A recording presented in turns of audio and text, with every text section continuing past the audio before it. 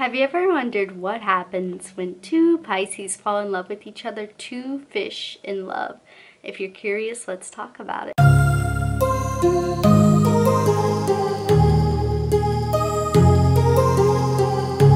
Hi guys, welcome back to my channel. This is Mina. If you don't know me, I'm a pretty awesome Pisces astrologer and I love sharing my knowledge with you guys. So if that sounds like something you want more of, smash subscribe, stay connected with me because I do release weekly videos like this love compatibility video.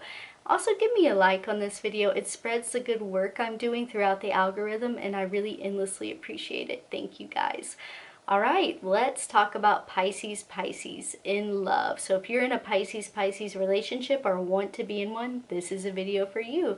Remember, this is a pure energy reading. So if I say something that doesn't resonate with you, look at your chart and ask yourself why, because we're all very dynamic people. All right, let's get into it. Pisces is mutable water, so think of a big, vast ocean. There's no walls. It's just all water with no boundaries, and that's what Pisces is. It's really a wild heart because it's love with no bounds. It's a person that really has no end to the emotional space they have, and they're ruled by Jupiter traditionally, which is the planet of high spiritual knowledge and higher learning. Jupiter, as expressed through Pisces, is like advanced spiritual knowledge. Pisces people are almost like God complexy because they feel like they just know best. They feel like they have a very advanced natural spiritual understanding due to Jupiter, and often have like a guardian angel effect with Jupiter ruling over Pisces, like someone beyond, take that as you will, whatever you believe in as a higher power, seems to be watching over Pisces. And Pisces also has psychic ability, I think, thanks to Jupiter and Neptune. And with Neptune, this is what makes Pisces very imaginative and very artistic and has no boundaries, so really has no limits to who they love or how much they love someone. They're very open people and very impressed upon. They're very vulnerable to other people's energies because, yeah, there's no gates keeping people out.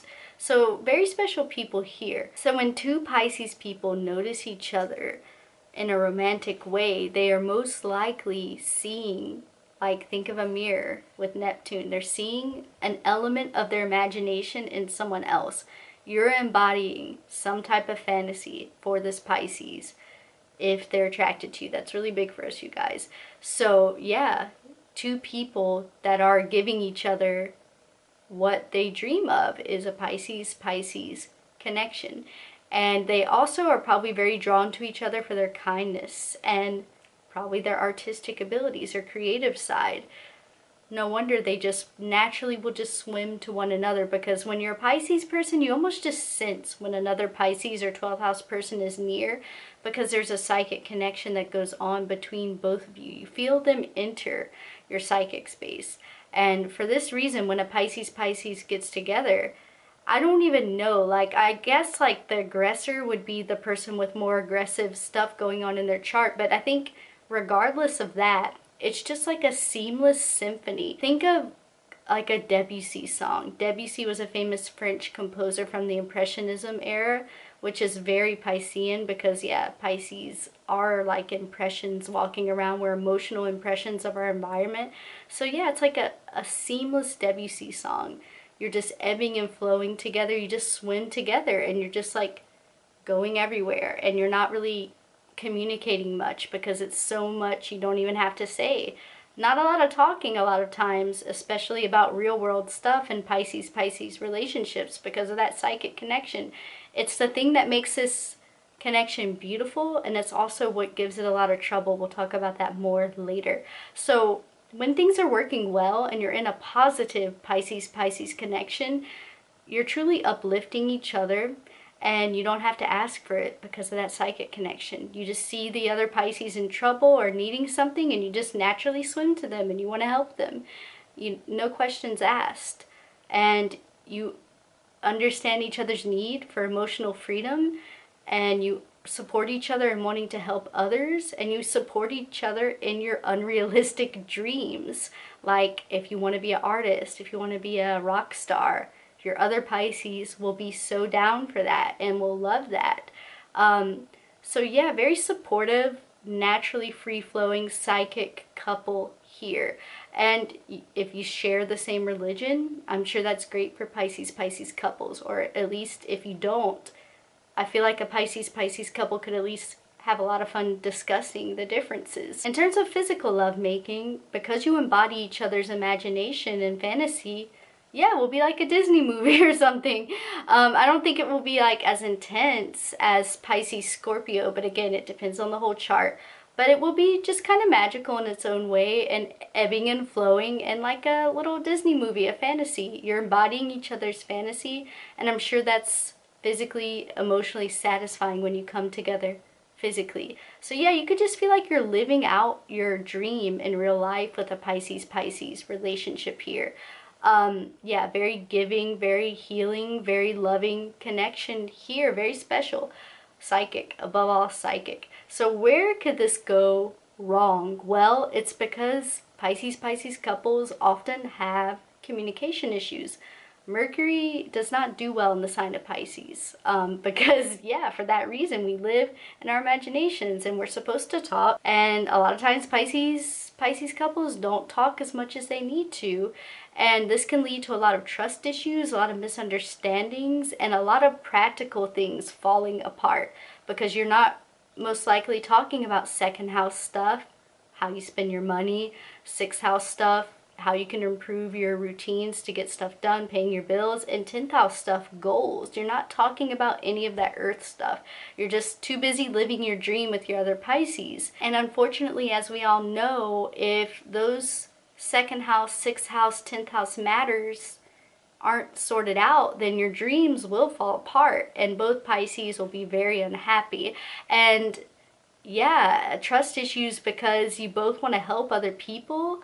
So if you're going outside of your relationship to help someone and it's not agreed upon verbally, then yeah, your other Pisces is going to be very hurt if they figure that out, because at its lowest manifestation, Pisces can be very secretive because of that Mercury block, like just having a problem talking and wanting that emotional freedom can turn really bad sometimes and can hurt the other Pisces. Okay, there's this really famous Aries astrologer, Linda Goodman. She has a book called Love Signs. I recommend it to you all. It's a very good beginning Synastry book. And she says that when a Pisces relationship goes bad, it's because there's a whale and then there's a little fish. And the whale is what she refers to as the Pisces who is shouldering more responsibility than the other Pisces. This can make a Pisces bitter. Like if they feel like they're the ones having to spend all their time in the real world doing all this stuff that's really hard for Pisces, like all the earth house stuff, they could become a bitter orca, like, and not be happy, because that means that they're not as free. They're a fish chained down and they don't like that. They're gonna resent the little fish. I know, I've been the whale before and it's not a good place to be. So this is why Pisces couples, it's really important that you sort out all those practical matters and you make sure that it's fairly and evenly distributed, so you could both be fish that are free and can swim at the same speed and not feel weighed down. And of course, you know, besides all the earth stuff, making money, paying bills, you know, just dealing with real life in order to make your dreams come true, there is the element of escapism, which is how you can live in each other's imagination and make all those romantic memories with one another. But it's also how you can destroy your bodies, you know, and escape unhealthily through excess of anything, like too much food, too much drugs, too much alcohol, and you could just fall apart as a Pisces couple. Another thing, you know, again, if one of the Pisces is a whale, they could become really bitter at the little fish and they can try to bring that little fish down. Like think about the orca just like taking the little fish in its mouth and just swimming deep down in the ocean. Like, instead of lifting your Pisces partner up, you just want to bring them all the way down to the bottom of the ocean because you're just so bitter at them. You don't want to be the one less free. And that's just like the opposite of what Jupiter wants for a Pisces-Pisces couple. Jupiter wants a Pisces-Pisces couple to learn together, to grow together spiritually, and to help each other swim in the same direction, to make your dreams come true together. So even if you have different dreams, where you can really be like the best Pisces-Pisces power couple is if you're both, helping each other make your dreams happen with that fair distribution of responsibility. And just looking out for each other and making sure that you're both getting your Pisces dreams coming true. Not just one Pisces, but making sure you're both swimming together in the happiest direction towards your dreams. Like, basically, when you're manifesting more of Jupiter rather than Neptune, you're on the right track. Another thing with Pisces-Pisces couples, you fall in love with that part of that other Pisces that is in your fantasy. And sometimes when you see the real person come out, think about the 6th house, like how they do their routines, and that fantasy starts to break away. You could just feel like you fall out of love. So it's really important in a Pisces-Pisces relationship that you keep that fantasy alive and adaptable, because we are adaptable, you guys, we're mutable. So start to see the 6th house person as a fantasy. Like, always keep an element of that fantasy, but don't be too unrealistic about it, you guys, because we're all like human beings. We're all going to do things that take us out of that Disney movie state of being. So make sure you're loving your Pisces in that true high Jupiter way, and not too unrealistic Neptune. Don't be too Neptune with your other Pisces, because again, they're a real person and you want to keep that real person like the fantasy. So keep your fantasy mutable, you guys, adaptable, so you can keep loving that person in a way that makes Jupiter and Neptune happy. And you could feel like, they're still a dream person, but they're just a real person too, and that's okay. Because Pisces is exalted in Venus, Pisces people have a tendency to not like conflict.